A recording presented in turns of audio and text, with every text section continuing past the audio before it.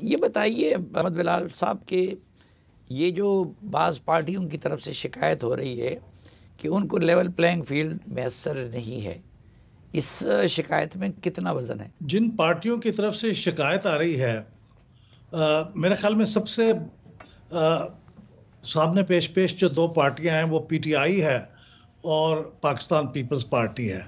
कुछ दूसरी भी पार्टियां होंगी, लेकिन ज़्यादा बुलंद आहंग जो शिकायत है वो इन्हीं दो की तरफ से आ रही है। पाकिस्तान पीपल्स पार्टी की जो शिकायत है वो तो मैं समझना मेरे लिए थोड़ा सा मुश्किल है कि वो किस तरह से लेवल प्लेइंग फील्ड समझते हैं कि नहीं है। लेकिन पीटीआई की शिकायत किसी हद तक दुरुस्त है। पीटीआई की शिकायत में मैं ये नहीं कहता कि जिन लोगों का किसी जुर्म में मुलविस होना साबित हो जाए और उनको डिस्क्वालीफाई कर दिया जाए, उनको भी इंतखाबात में हिस्सा लेने दिया जाए, मैं ये नहीं कहता। एक ड्यू प्रोसेस है, वो हो गया, वो डिस्क्वालीफाई हो गया तो ठीक है।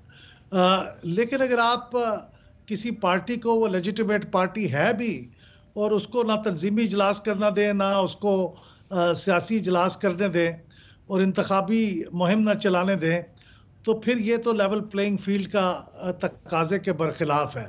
लिहाजा उनकी शिकायत किसी हद तक दुरुस्त है कि लेवल प्लेइंग फील्ड नहीं है। लेकिन आपने शुरू में जो तारफ़ किया था कि पिछले 11 इंतखाबात में किसी भी इलेक्शन में ये लेवल प्लेइंग फील्ड इस तरह से प्लेन नहीं थी, उसके अंदर ये मसले थे, और इसके बावजूद सिवाय 97-7 के बाकी तमाम इंतखाबात पे जो भी नताइज थे उनको समहाउ पार्टियों ने तस्लीम किया और काम आगे चलाया।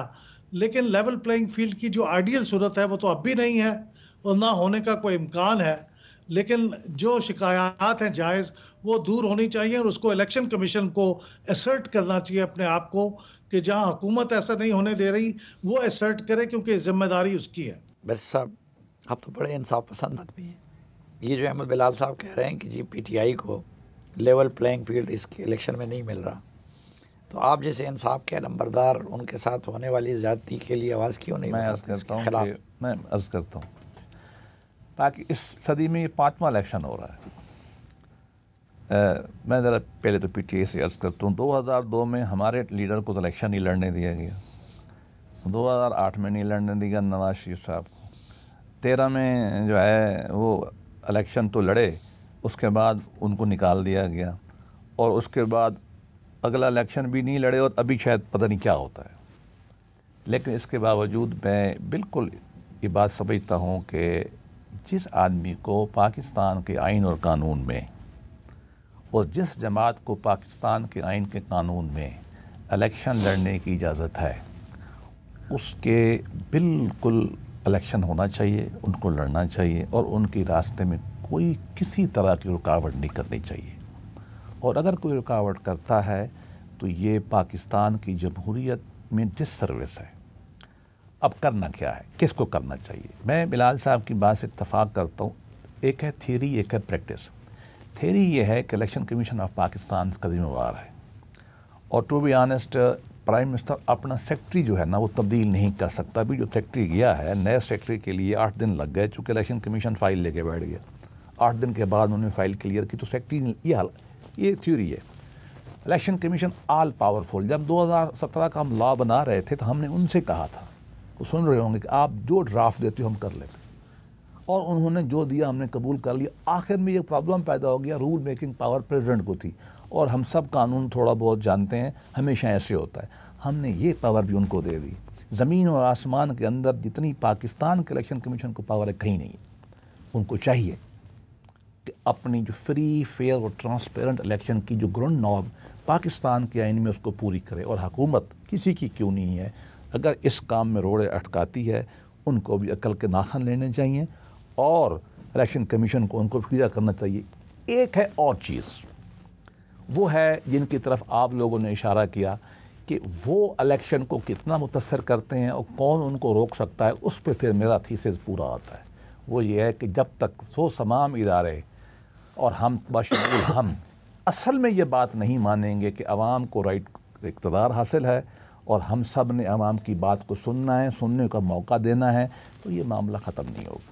ये तो ख़त्म नहीं होगा। लेकिन मुस्तफ़ा कोकर साहब, ये जो पीपल्स पार्टी के पीटीआई की तो बात हो गई, और दोनों ने उसके हक़ में भी राय दी कि जिसको अगर आईन इजाज़त देता है तो उनको इंतखाबात में हिस्सा देना चाहिए।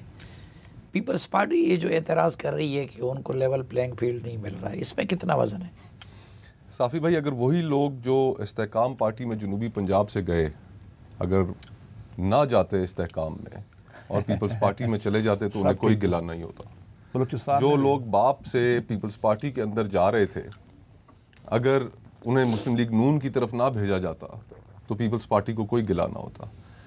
तो अलमिया ये है कि इस वक्त तमाम सियासी जमातें, बड़ी सियासी जमातें, हमने तमाम सियासी जमातों ने एक चीज़ अज़ पर अब याद उसकी अच्छी जहन नशीन कर ली है, और वो ये है कि बग़ैर इस्टेब्लिशमेंट की हिमायत के आप हुकूमत में नहीं आ सकते। ये उन्होंने अज़बर अब कर लिया है और ये उनकी एक सेकंड नेचर बन चुकी है। और अलमिया फिर यही है कि जब आपका कोई बयानिया नहीं होता, नज़रिए की कमज़ोरी होती है, तो फिर वही इलेक्टेबल्स उस बयानिए और नज़रिए की अदम मौजूदगी में वो ताकतवर होकर उभरते हैं सामने। और किसी जमात के पास, बड़ी जमात के पास मेरे ख्याल में इस वक्त कोई बयानिया नहीं है, जिसकी वजह से हर जमात इलेक्टेबल्स की तलाश में रहती है। और ये इलेक्टेबल्स की जो पॉलिटिक्स है वो हमारी इस्टेब्लिशमेंट को भी सूट करती है कि उसकी अगर किसी के बारे में कोई लाइकिंग हो या डिसलाइकिंग हो तो फिर 40-50 लोग उनके साथ लगा दिए जाते हैं तो वो हुकूमत में आ जाते हैं, और जब उनसे नाराज़गी होती है तो 40-50 लोग उतार लिए जाते हैं तो हुकूमत चली जाती है। अब हमने फ़ैसला ये करना है कि पिछले 76 सालों का ये जो हमने पहले भी गुफ्तगू की और दौरे हाजिर में जो चीज़ें हो रही हैं हम सब के सामने, लोगों से कोई चीज़ ढकी छुपी नहीं है। अगर हम टीवी के ऊपर बैठकर उसके ऊपर गुफ्तगू ना भी करें, इस सियासत का, इस सारे निज़ाम का नतीजा क्या निकला? 76 साल, कई लोग ये कहते हैं कि 76 साल ये कौमों की तारीख़ में कोई इतना बड़ा पीरियड नहीं होता।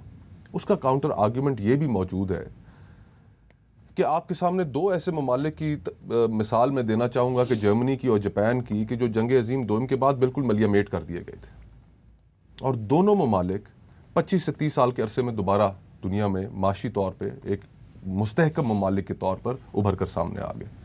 तो 76 साल एक बड़ा लंबा पीरियड था जो हम ज़ाया कर बैठे। इंशाअल्लाह पाकिस्तान जब 100 साल का हो रहा होगा आज से 24 साल बाद, तो उस वक्त भी अगर हम बैठ के यही गुफ्तगू कर रहे हुए तो ये बहुत एक अलमिया होगा, 100 साल पूरे हम ज़ाया कर बैठे होंगे। तो अगर हम आज वो फैसले करें, और फैसला हमने सिर्फ एक करना है, ये कि हमने इस मुल्क के अंदर तमाम एक्सपेरिमेंट्स करके देख लिए, डायरेक्ट डिक्टेटरशिप्स भी देख ली। अगर उनके पास कोई हल होता तो 3 डिक्टेटरशिप्स आई, वो किसी न किसी मुकाम पर मुल्क को पहुंचा देते। हम देखते हैं कि कई दुनिया के ममालिक में जमहूरियत नहीं है लेकिन वो तरक्की कर रहे हैं। सिंगापुर आपके सामने एग्जांपल मौजूद है, आपके सामने मिडल ईस्ट की कई ममालिक। मेरी ये मजबूरी है, तो सिर्फ मुझे भी सबको लेवल प्लेइंग फील्ड देना है। हाँ। और तो हाइब्रिड भी हमने करके देख लिया। एक एक्सपेरिमेंट हमने इस मुल्क में नहीं किया, और वो ये है कि फ्री एंड फेयर इलेक्शंस हो, और लोग जिसको इक़्तिदार हाथ में थमाना चाहते हैं उसके हाथ इक़्तिदार आप दें, कबूल करें, और फिर ये इख्तियार भी लोगों के पास ही होना चाहिए कि वो किसको हुकूमत से बाहर वापस